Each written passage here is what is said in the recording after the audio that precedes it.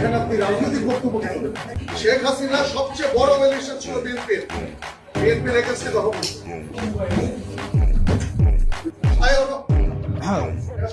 চাঁদাবাজ এর বিরুদ্ধে সবসময় আমাদের কথা বলতে হবে। যারা চাঁদাবাজ, যারা মামলাবাজ, যতই বিশেষ করে এটা তো শালীনতা হইল না। আমরা তো আপনাদের কাছ থেকে শালীনতা, ভদ্রতা, একজন কথা বললে আরেকজন কথা বলতে হয় না, এই ভদ্রতাটাই আপনারা শিখেন। গণতন্ত্র মানে এটা না যে সবসময় শুধুমাত্র আপনার প্রিয় কথা আপনার সামনে বলা হবে, আপনার প্রিয় মানুষের সবসময় স্তুতি গাওয়া হবে, এটা জুলাই না। আসলে আমাদের এই বসে আসা কথা বলতে হয়, আমার লজ্জা লাগে আসলে। মানে আমাদের বাপদাদারা বলতো না, তোর ঘরে আমি হইছি না, আমার ঘরে তুই হইছিস।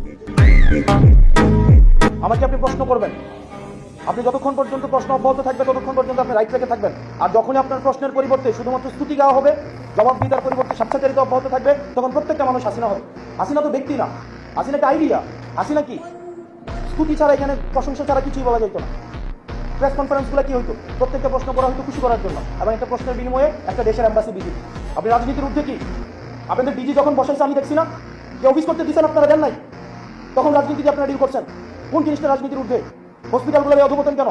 টেন্ডার বাণিজ্য হয় না, আপনি অস্বীকার করতে পারবেন। আমি আসনাদ আব্দুল্লাহ সাক্ষী, আপনাদের কোনো স্বাস্থ্য সেবার আমি 6টা মাস আমি ক্লোজলি ডিল করেছি। আপনাদের পোস্টিং প্রমোশন এগুলো রাজনৈতিকভাবে ডিল করা হয় না? আপনি বলতে পারবেন।